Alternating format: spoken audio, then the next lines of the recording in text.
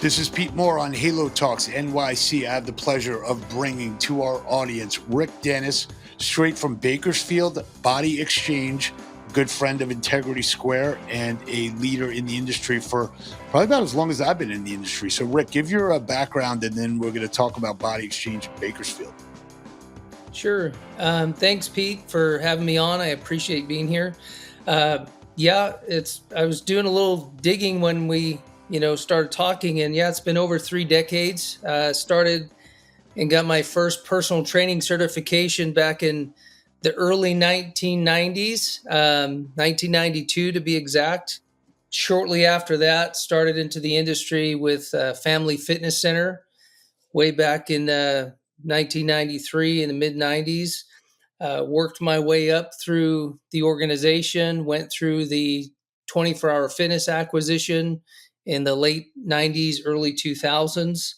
Learned a lot through that experience. At the time, I was still in the fitness side of the business. I was I was a VP of the fitness department in our region, and then left 24-hour fitness for a short time, went to Knoxville, Tennessee, and worked for a startup brand there and helped them start from the ground up. Spent a few years there. And then we had the idea of BodyXchange. Didn't start out right at what it is today, but we came to an idea of what we wanted to try to do in the industry, and then that brought us back to Bakersfield, and here we are. So you and John Ovanisian, you guys been working together since the 24-hour days? Yeah, I was in Las Vegas running the fitness side of things. They brought John to Las Vegas from Bakersfield at the time. So I could see the connection why we're in Bakersfield today. And John came up to Bakersfield, and he and I partnered together there to run all of the 24-hour fitness clubs. I believe at the time John came up, we had 4 or 5 locations there. We grew it to 12 uh, 24-hour fitness locations. It was an area of rapid growth for them, and we did a lot of the expansion with them there. And we've worked together for a long time. I'd say, um, many of those 30 years I've been, alongside John.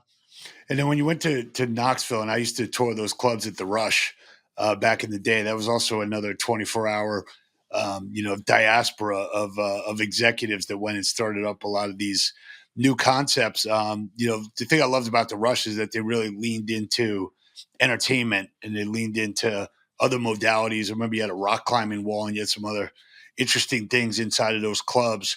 So as you kind of like moved from the fitness side of the industry to the operations side to the experience side, what are some of the things that you'd say like BodyXchange now understands about what you're delivering, and really being on the pulse of members wanting more strength, maybe not as much group X after COVID.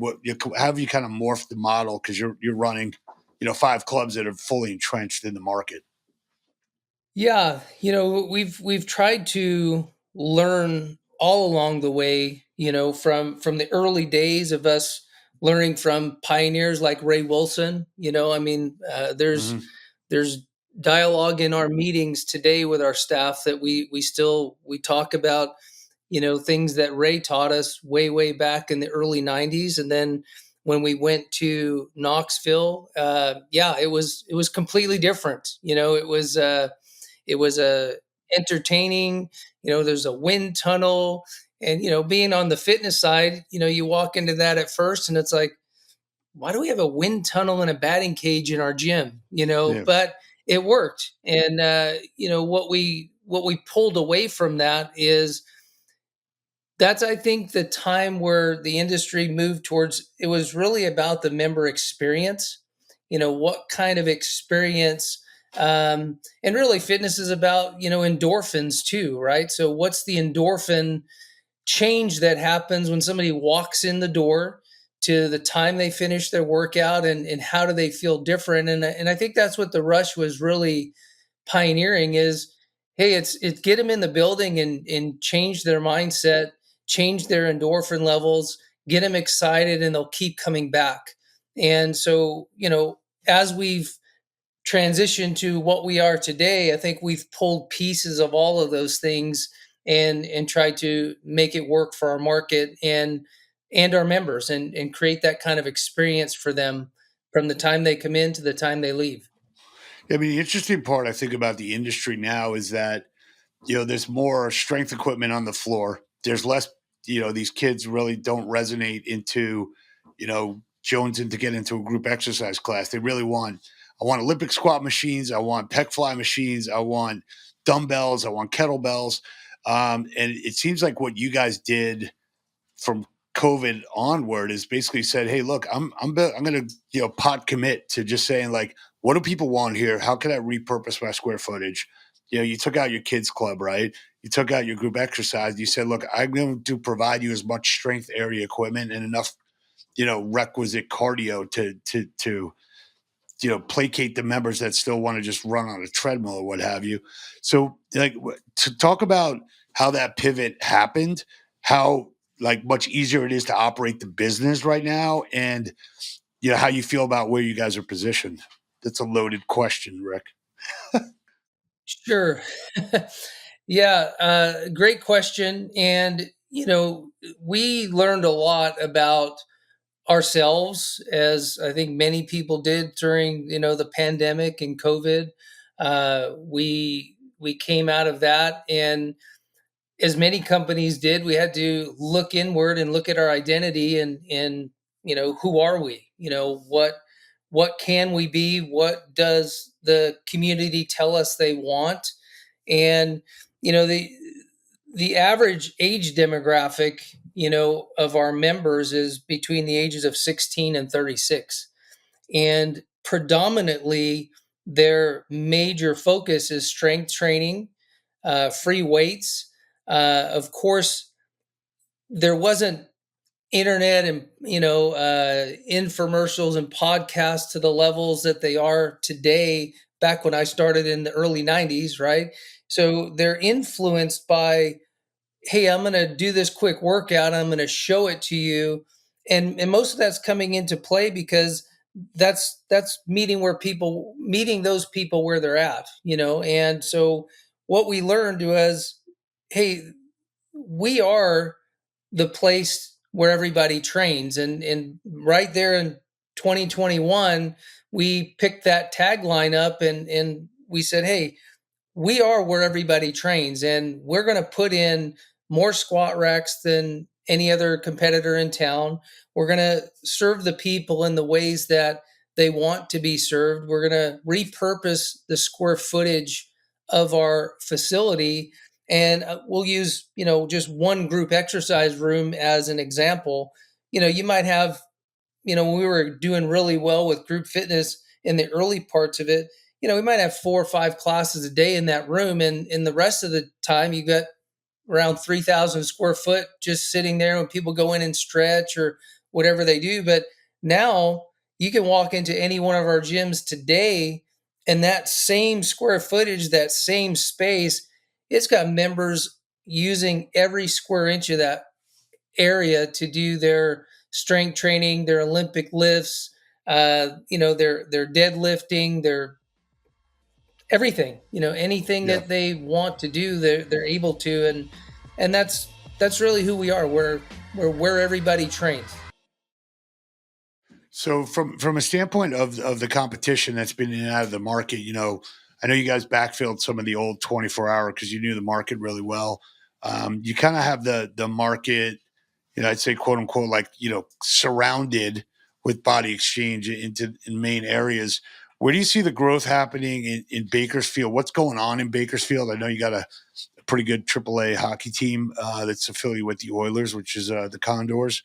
When I traveled through that Hmm. area, that's like on the southwest corridor down by Allen, looks like there was a lot of rooftops, which obviously everybody loves from a residential health club scenario. And then you've got Planet and you've got InShape.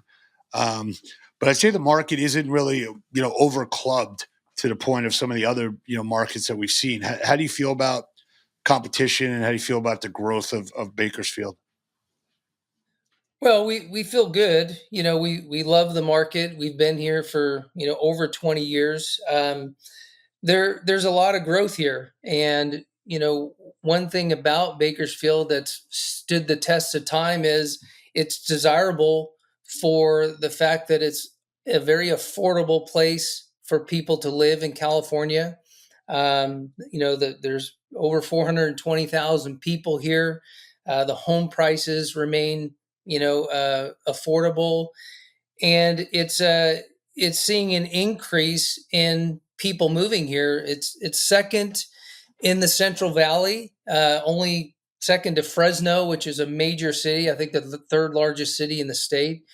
So there's a lot of growth opportunities here, and it's evident because in some of those areas that you described, um, there's national and regional, brands coming in to support the market.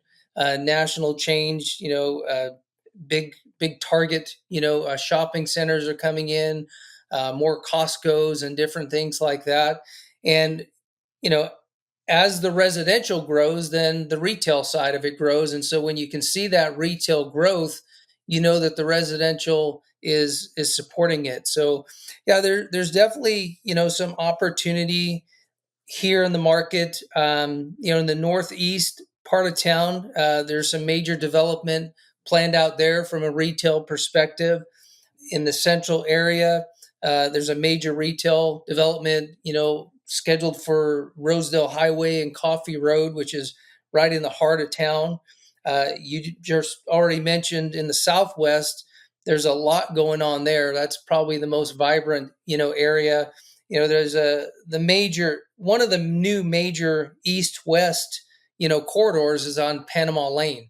And there's a lot of opportunity and a lot of growth going on out there. And those major, retailers that we talked about earlier, they're slated to be, on that road in a few different areas that we're aware of. So yeah, there's a great opportunity, and we don't see it slowing down again because it is an affordable place for people to come to and live, and it also the demographics support that because the average age is between the ages of 28 and 32, and Nice. there's a lot of the population at under the age of 18, and that's tells us that there's a lot of about 30% of the population 18 and under. There's going to be a lot of people here for a long time.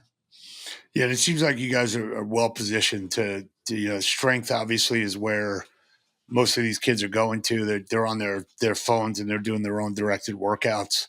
And I think there's like a new wave of, what people like, whether it's like bodybuilding or whether it's elite, being an elite athlete. I think high school sports, when I was there, 25, 30 years ago, we knew nothing about nutrition. We knew very little about, Right. periodization schedules and reps. I wish I could go back right now and like train as a high school athlete. I think you'd have a lot better results, even though I thought I was pretty good at the time, but not as good as I could have been. Um, when you take a look at 24-hour kind of leaving the market, obviously they had a number of reasons why they didn't have the capital to reinvest into their locations, and that was mostly because of their balance sheet and deals that got done with private equity funds that put a lot of debt on the business that then had to pay interest instead of putting capital back into the business. I know you and John have run a very clean operation. I walked around there. I didn't see any that there was not like one piece of equipment. I'm like, hey Rick, I think you might want to put some like new upholstery on this thing. Like, and there was no, there was no equipment out of order. So as you kind of look at it and say, hey, we've run this business for over 20 years and we've reinvested into the business where we needed to. Um, what do people say in the market, about BodyXchange versus some of the, clubs that maybe don't have as much TLC or local ownership and the fact that you're in the clubs, you know, every week and live there and, have that kind of like personal touch point that other clubs in national chains just don't really have that capability or like the desire to care as much. Sure. I'm going to break that into two answers. Okay. I think the first thing is when we started out to do this, we had a very clear vision of how we wanted to build the business. We wanted to build our company without debt. And of course, as new entrepreneurs and starting out, we did take on some initial debt, but as fast as we possibly could, we paid off and paid down all of our debt.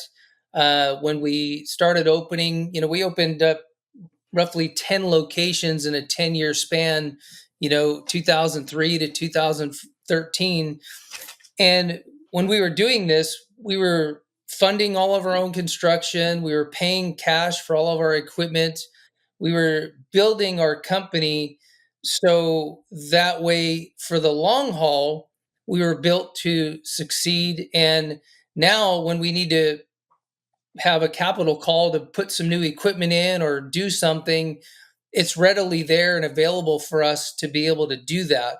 And so we're definitely not a leveraged company. And I think that's something that's really important to understand because, as you mentioned, with 24-hour, once you get leverage, then there's restrictions to that. We've never had those kinds of restrictions because of the foundation and how we built it. So, with that said, back a few years ago when we decided, hey, we're going to kind of rebrand ourselves a little bit, we're going to reinvest into the areas of the club that the market and the demographic is telling us that they want, which is the strength, the ability to do, powerlifting and different things within a commercial gym. We were able to easily do that, make those decisions, and we stand out for that. We are local. uh, I'm in our gyms every week, every day at some point. We see and hear from our customers, and if it makes business sense and it creates a win for the customer, a win for the company, then we make decisions to make those things happen. There's a two points that came out to me as I was touring with you guys on my last trip out to California. One, you guys are on ABC Fitness, right? So a lot of the industry benefits from other clubs being on the same software. Um, One of the things that was interesting that you guys made as a strategic move was to say, we did personal training before, but we're not doing it now. Obviously, your clubs could potentially do personal training if you wanted to. What's been the shift there in thinking? And then, if you decided to green light that again, what kind of success did you have in the past from a number of sessions or, revenue per club that you could look at if you wanted to kind of plug that back in? Sure.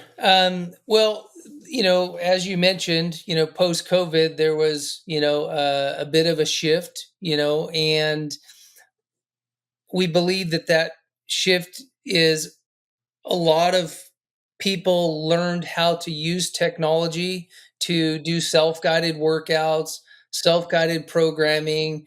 Um, I won't get too far into it, but you talk about today's time, and you talk about AI, getting involved in workouts and things like that.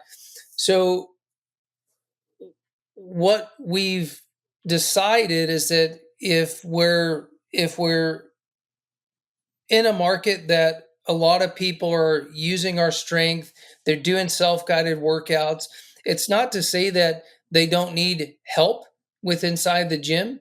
And we have our staff, go through uh, a training of sorts to understand how to onboard a new member, take them through proper workouts, get them integrated into the facility, and always be there as a resource for our members to be able to succeed, within their program. So that's the current. That's what we've adopted as of now, post COVID. Prior, um, we had the full gamut of personal training going. We had fitness managers within each facility, running the department, doing a majority of the personal training package sales. We had a district fitness manager that was overseeing, the multitude of clubs that we had at whatever time that was. So if we were to be able to find the right mix of talent in terms of, a district fitness manager type person, fitness managers that can hire, recruit, and train personal trainers on a regular basis, and we could do it well. There's no doubt that I feel like we could go back to, the years before when we were generating about $100,000 a month in personal training revenue. And Yep. we evaluated our personal training revenue based on actual cash. We didn't do contract value or anything like that. So, there are some companies out there that say, hey, we do X dollars in personal training revenue, but they're doing contract value, which, sometimes skews the number just a little bit.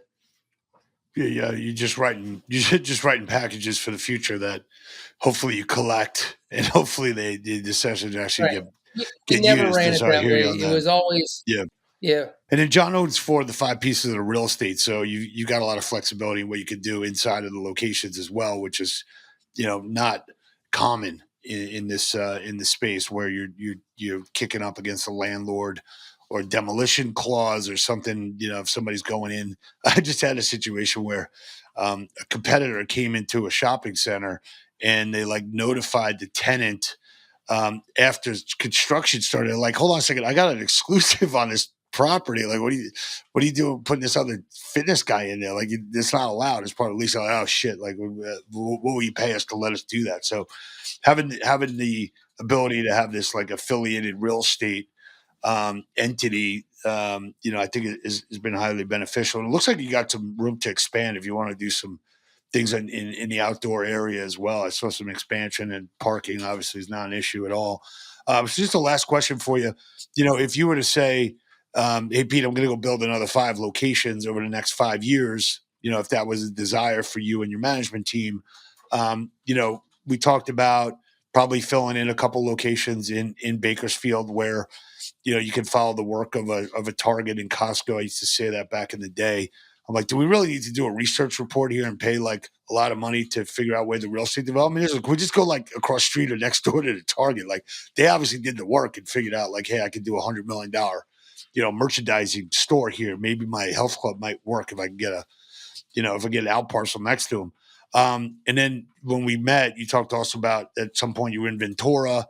But what are some of the cities, if you want just to like tag for us here as, potentially where BodyXchange could and should go within like a 90-mile radius of like maintaining the culture and maintaining the DNA of the business?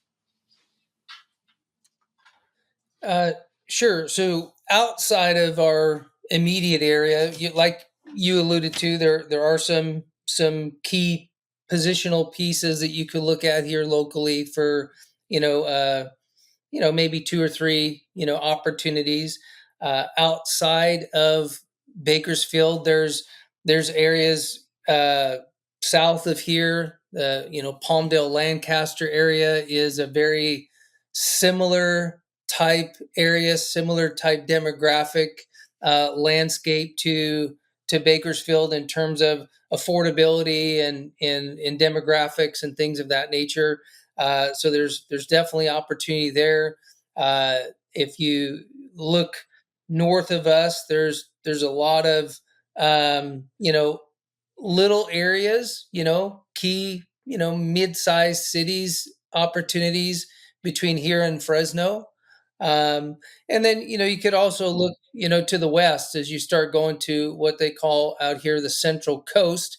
Again, there's cities that would support, uh,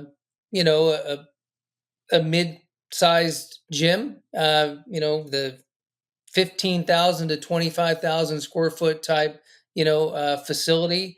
Um, and yeah, there's definitely some opportunity as you go to the Central Coast, some smaller areas as you go up towards Fresno, and within that 90-mile range for sure, Palmdale, Lancaster, which is south of us. That's great. So I see all the baseballs behind you. So the people on the who are listening to the audio here and not on the video, there's a nice baseball collage behind Rick and some glass casing. I went to the Giant game last night against the Eagles, and Dwight Gooden sat in front of me, who is an all-time Mets Oh, pitcher wow. back in the day, Cy Young Award winner, and I had the pleasure of like high fiving him on every Giants touchdown and score and big hit and interception. So it was a pretty wild like bucket list event. One to beat the Eagles after 5 years, but also to have Doc Good. And I felt like I was like I like invited him to come like hang out and watch the game together. So it seems like I know you're a big baseball fan. So this is probably a good time of year for you. Yeah, it's exciting that playoffs are here, and it's a fun time to watch the game. And it's funny you alluded to the athletes that we thought we were back when we were young and working out and all of that, and then you look at the common day athlete, and they just have all these advantages because there's a lot more Yeah. research going into the type of training they need to do, the periodization of the training that they do, the nutritional side of what they do, and all the methods that they have today to access the best of the best type of training, and then you watch them perform on the field, and it's obvious that they're Yeah. just they're built different than in many years ago. So Yeah. I mean, I think the athlete of today gets to be like an iPhone like 17, and we're playing with like a iPhone 3, skeletal structure right now that has its wounds from not recovering properly. So, well, look, man, it was great to have you on the show. Thanks again for all your contributions to the Halo sector at large. Look forward to seeing how you guys progress, and congrats to you and John and Laurie and crew for what you guys have built. It's a great story, and it's also bringing a lot of value to thousands of people in Bakersfield that if you guys weren't there, they might not be doing what they're doing, get results. So that starts at the city level and kind of grows up from there. So thanks for coming on and good to see you again. And go Halo. I appreciate it. Thank you, Pete.